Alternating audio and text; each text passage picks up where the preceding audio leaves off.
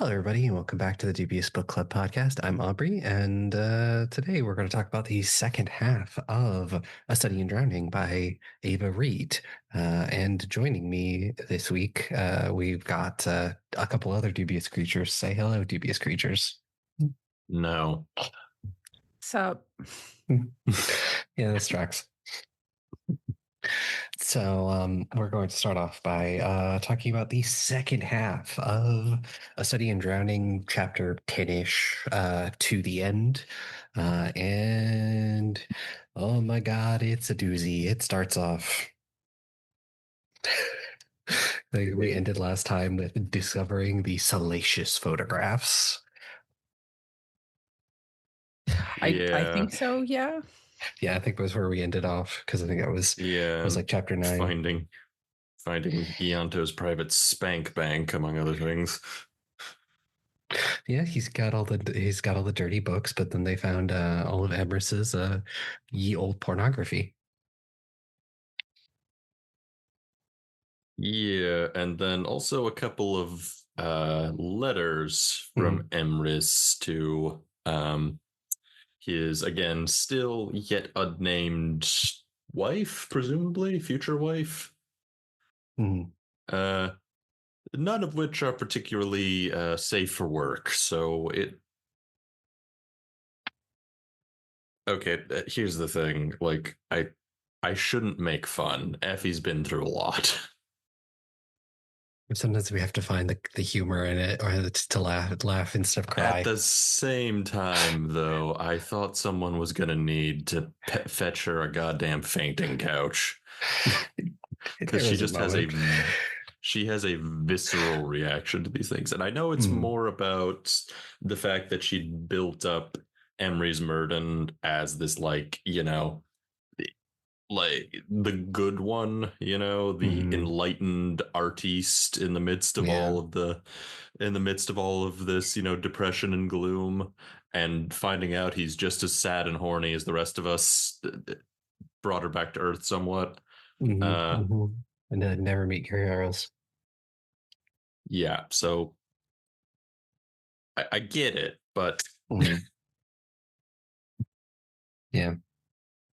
Things do continue to just escalate at the mansion. Yanto continues to be a creep, and Preston is like, yeah, we should probably go and talk to this other writer who was a friend of Emrys, because they write a lot of letters to each other, and I think he might have been the actual writer of Angaret. Yeah, which is Colin Blackmar, who is, at least in Preston's, perhaps not entirely unbiased opinion, not nearly as good of a writer. He's apparently only really known for one piece, which is an epic poem type thing called The Dreams of a Sleeping King, which is considered, well, let's just say it's considered a national pastime for purely nationalistic reasons, and leave it at that. Mm-hmm. Yeah. It's taught in what, grade school? Yeah, they all have to memorize it.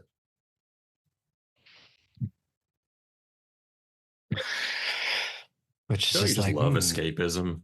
Yeah, this book is full of so much escapism. Yes, yeah, don't you just love sitting down with a book and forgetting your problems? Yeah. Yeah, all the time. Preston and Effie continue to get closer and closer, even though Yanto is trying to keep them apart. Yeah, to a frankly, I mean, it'll make sense. It'll make sense in a moment, but when you have to physically get two children to leave room for fantasy Jesus with a gun, yeah, he does sort of not really threaten them, but stand in front of them while holding a gun and being like, what are you two doing? That's pretty threatening. It's like, yeah, I will say, in retrospect, Ianto is probably the weakest character in the book. Mainly because he's not really a character per se. And I mean, we do kind of learn why he's not a character. We do. And like he really only shows up whenever Effie needs to be freshly re-traumatized. Yeah, is the thing, or to be foreshadowy and re-traumatizing. Those are the two scenes we get with Yanto. Yeah, and we also do learn a little bit more about Effie. We learned her full name, Euphemia, which is a saint's name, and they say that a saint's name is only given to a changeling child, as to try and make them conform. Yeah, and so I like this aspect for a couple of reasons. Partially because it ties directly into Effie's backstory. But also because, again, Studying Drowning clearly takes a lot of inspiration from the Victorian era. And the funny thing about that is that for all of the cultural and technological enlightenment of the time, changelings, especially in what's now the United Kingdom, were still very much considered a thing. Yeah, they hadn't come up with the proper terms for that. Yeah, your child's acting out, won't sit still in class, biting you. Oh, must have been replaced by the fairies. Goddamn fairies. Yeah, because clearly no child would ever act improperly when their skull is still fusing together.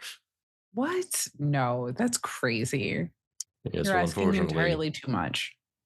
Yeah, so I'm not saying that's the only reason why there were so many abandoned and neglected children in the Victorian period, but it's part of it. Mm-hmm. Certainly. It also doesn't help that in the Victorian era, there was, oh, you got ghosts in your blood, do cocaine. Or, yes, you've got too much bad blood. We need to bleed you. Yeah, you just got to get rid of that excess get that bad blood out. I think we might be a little past that era, but I'll keep it for the imagery. Yeah, it's fair. Yeah. They're like, laudanum, cocaine, all that stuff. Oh, you've got a problem? One of these three drugs. Here you go. Yep. I kind of want to know what those pink pills are. Like, what would be the modern day equivalent to the pink pill? I'm thinking like an antipsychotic, like Klonopin. Yeah, probably. The modern day equivalent to the pink pill, huh? Yeah. Do you want me to answer that, or do you want Aubrey to answer that? Nope.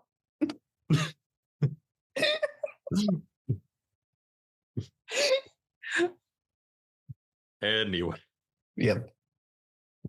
And yeah, we do learn a little bit more about Effie's history and past. The fact that her mother had Effie out of wedlock. And essentially she's never known her father because essentially her father used to work at her grandfather's bank.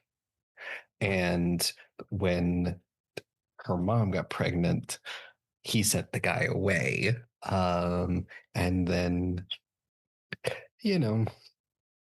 certainly Effie's mother attempted to abandon her at one point. Left her by the river where one said you would leave for the fairies to take. Yeah, and again, I must point out, because between this recording and our last one, I did look up some other reviews of this book, and one of the common criticisms that isn't very internet is that the book is just kind of ridiculously grim, and I would refute that if I didn't know enough about history to know that, buddy, for a vast majority, for about 49% of the population, for a pretty solid chunk of history, this was just life. If you were not white or rich, your life was pretty shit. Yep. Yeah, I'm not. Yeah, call me woke on Twitter. I don't give a fuck. This was just how it was. Yeah. No. Like, and that was the first time she sees the Fairy King. Yes. Anyway, what I'm trying to say is that I don't think it's necessarily. I get that it's technically a fantasy book, but I don't really see how it's a legitimate criticism to call A Study in Drowning overly dark when it's very clearly trying to evoke an actual time period. Oh, yeah. Honestly, very minimal alterations with a lot of the social mores. Yes. But yeah, Fairy King, right? Advance. Sexy Fairy man. King. Yep. Fairy. Yes and no. His description, yes, very sexy. But unfortunately, his obsession with young children, I don't like that. It's super creepy. It's very turn off. So that's where you. So that's where you draw the fucking line. Good to know. Well, that's a good place to draw that line. I'm just saying. It's really a good place to draw that line. That's the best place to draw the line. I would take these protestations under advisements if your lines weren't drawn in fucking dry erase marker. That's a hard line.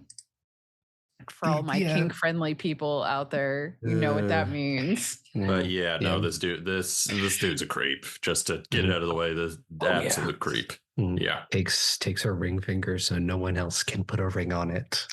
Yeah, which is why we later find. Well, when we first meet her, very notably, she only has 9 fingers. This is why. Just not a great time to be Euphemia. Nope. Yeah.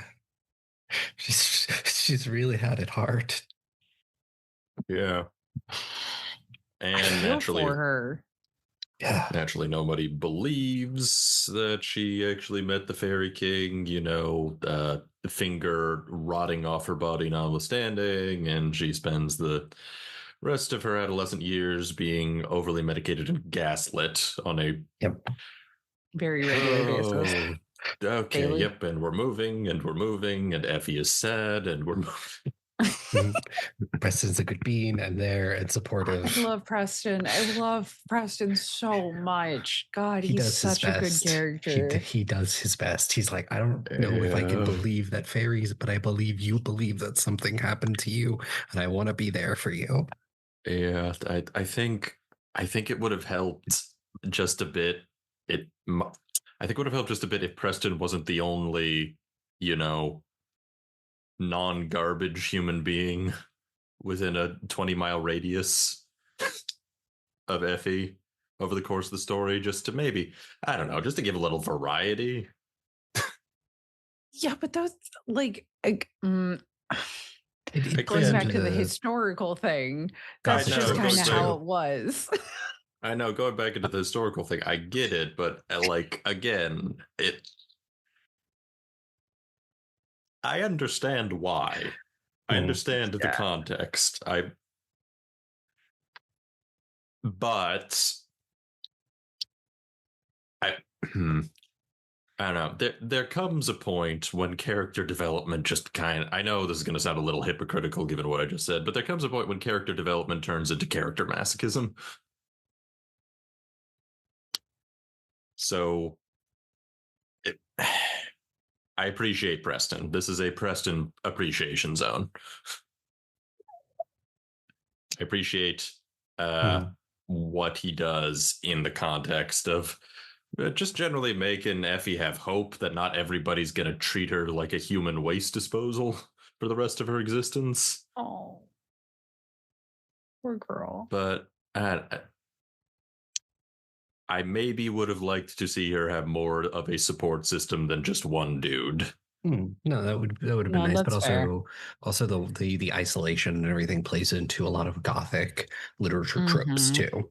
I know. So again, I have to immediately bring this up and then refute it because I get why, but my appreciation for the genre is clashing with my own personal preferences here. No, it's totally fair. It's been it would be nice if she had more than one person in her corner, but I understand by history and tropes she cannot. Yeah. So Colin Blackmar, speaking of garbage people. Oh my God. Yeah, no, it's funny because Preston writes a letter initially. He's like, yeah, no, there's no way he's going to see us or anything. And Effie writes a letter and it's just like, I would love to have you and your friend to come over and talk about books. And nothing else. Nothing else. Nothing else. Totally innocent trip. Yeah, so they take a little road trip, and they get to the Blackmar estate, which is very noticeably just garishly wealthy. Mm-hmm. Which is an interesting contrast with Mr. Mirden's abode because, well, both of Sinking them are into the sea. celebrated. Yeah. Both of them are celebrated authors, but for some reason, he's this dude who is arguably, at least according to Preston, who we trust implicitly, is arguably the worst writer, and yet he's living it up. Yeah. So they There's meet him, and he's sus things. he's vague and creepy and Old. Does insist that they stay for a party. Yeah. Yeah. And like I didn't understand giving them brandy and not feeding them. I remember it got brought up as well in the book, and I was just like, yeah, why would they do that? That's weird. That gives creep vibes. Because that's what you do. It doesn't erase the creep vibes whatsoever. It's just,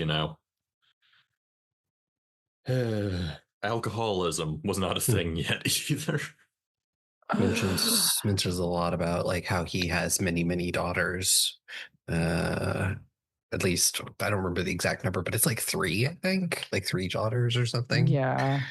And the youngest wasn't like the other daughters. And we'll learn why. Yeah, strap in, folks. Yes. Oh yeah, this is where it gets wild. Yeah. So they're given this room to stay in, and this is like the first time where there's like movement romantically between Preston and Effie, because she asks him to stay with her because she's like having a panic attack, can't sleep, and so they just kind of sleep together. I know it is actually just sleeping, but the way you emphasize that was like, but they just slept. No, just sleep. No, nothing else. Just sleep. Just a bit of premarital hand holding. Yeah. How dare. It's a very sweet scene. Yeah. It's so cute. It's actually one of my favorite scenes in the book, especially when he starts speaking in his native language. Yeah. Oh my God. And we learn also a little bit more about Preston, his father, like how his father died from water on the brain. You thought the tragic backstory wouldn't come for him too, didn't you? But you were mistaken. He's very like sort of driven to prove himself, being Havengaran, and that's not the right word, but I'm going to continue with it. But he's very proven, and his and we get that moment. They have that connection, and the next day they're poking around in the room, and they discover some letters underneath the bed. Old dusty letters that have been under there for a long time. Long time. Well, they did mention that no one had come into that room for a while. Yeah. So it was made believable. Yeah. But these letters certainly start to shine a light on certain things. Yeah. Mainly that Mirden was a little scamp, and well, let's just say that Effie's parents were the only ones having relationships out of wedlock. Yep. And it further makes them believe that something to do with the authorship of the book being Blackwell's of some sort, because they talk about delivering that Angaran will be delivered to Mirrodin. Yeah, Angarad, who is well, at least as far as we, the audience, know at this point, is the POV character for the book. But now we are rapidly coming to the realization that Angarad might actually be a real person. Possibly. Because there's also love letters. Yeah, quite possibly also Blackbar's youngest daughter, who he effectively sold to Ambries. Who might be the woman in the photographs. Who might be the woman in Ianto's creepy attic. Yep. Yep. And then they are given clothes and sent to a party. Oh, boy. Yep. Oh, the party. All of my social anxiety all at once. Just. Oh, no. I hated this chapter. Not because it was a bad chapter, but because like it was hitting me where I lived in a big way in some aspects. The chapter itself does feel very claustrophobic with how it's described. It does. Yes. Yeah. And it's just all of these old creepy men. We're just hitting on Effie. I'm so sorry, Effie. We've all been there. It's awful. And then, Preston steps up and he's a fucking man. Yeah. Protects her. It's so good. Yeah. And then I love Preston so much. I'm so sorry. No, you're good. We all appreciate him here. There was one benefit, I say with quotation marks, to slapping. I don't even remember the fucking guy's name. Slapping that guy's right in the self-esteem, and that was Blackmar was also there when that whole altercation happened, and he mentions, I believe he mentions his daughter. Yeah. And how apparently something happened to her that Colin Blackmar immediately shuts down. And then just walks away. It's sus. It's so sus.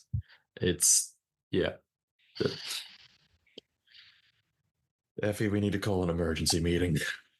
Effie, I would like to hold your hand when I say a few things. First off, I love you. Second, Mary Preston.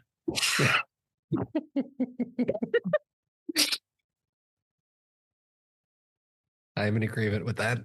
Yeah, put a ring on that boy, Stat. Yeah, because he saves her. They go out and they're like, well, we need to at least dance to keep up the charade of what we're doing, and they dance, and it's a very good scene. And then, oh god, I love the metaphor that she uses, where she's like, and that's when I realized I was in a romantic or a romance novel. I was like, oh, really? Oh, you just realized that? Oh, girl, I get it, but an aha moment, okay? Girl, I get it, but come on. That's me. I need those moments. Like, oh, you actually like me. Oh, fuck. Yeah, no, because Preston was acting so normal these last couple of chapters. I mean, to be fair, it's not like she has good connotations with romance. I know it's the curse of the audience POV, but all things being equal, come on, girl. Yeah, I mean, it takes a minute. She gets there in her own time. It gets there. So, like, the big thing of why they were able to do this is that they lied to Ianto and saying they need Effie needs specific books from this other library, and they'd be back in 2 days. So essentially is they have to kind of rush home from the party, and sort of during all of that happening, Effie has a panic attack in the car. A bad one. And I believe this is like right around the time where it's like I know the phrase that Preston says stuck out to me, and I'm pretty sure it's right or either before or after or during this car panic attack. It's the "I'm not afraid to care about you, Effie." Oh, that hurt me. I actually cried. I had to put everything down, and I had to walk away. I was like, oh fuck, no. Yeah. Oh. Yeah, this book was really good at getting into like the gnarly bits of me. I didn't like it, but I loved it. Yeah. It definitely stuck out to me because I was listening and I had to just sort of like take a second after that scene. God damn you and your emotional torture porn. You love it. I'm warming up to it.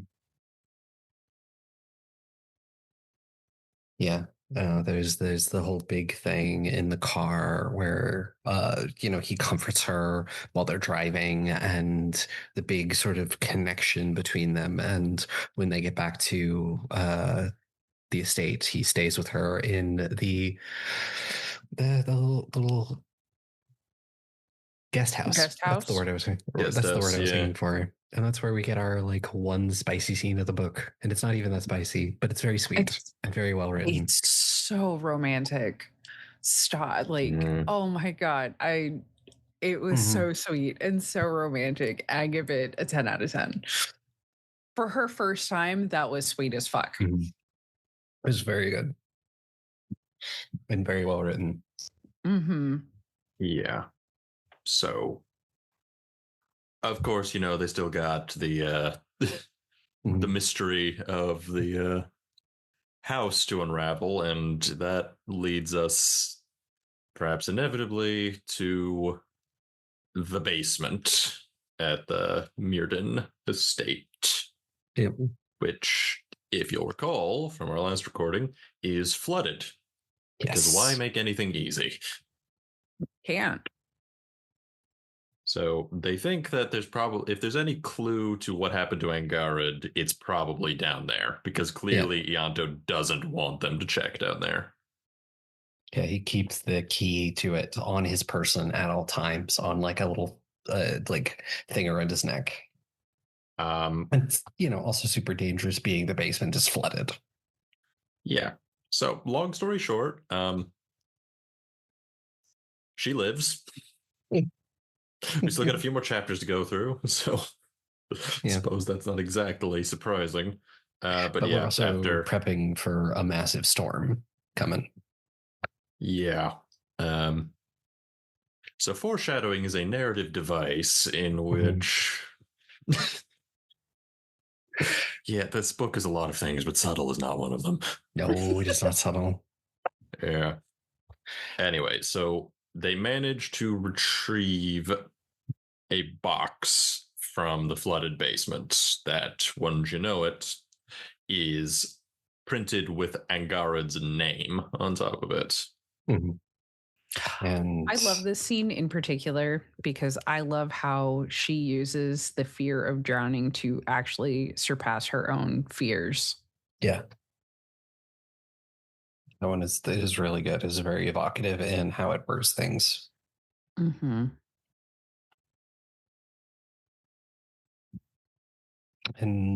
now it's time to reenact 7 and be like, what's in the box? What's in the box? Open it. Fucking open it. The thing is, they don't really get a chance to do that for a couple reasons. One, nothing makes anybody quite as literally and figuratively wet as nearly drowning. So there's a bit of horizontal gymnastics. They fall asleep, they wake up, and oh god, the sea's trying to kill them. The storm has come in. It's bad. The entire estate looks like it's going to fall into the ocean. So they're trying to get out before they can't anymore. But unfortunately, the Fairy King does not want that. Yeah, so as they're basically, because they can't unlock the box, they need Ianto's key. So as they're trying to grab it and then get the hell out of Dodge, Ianto shows up and naturally decides this is a perfect time for a good old villain monologue.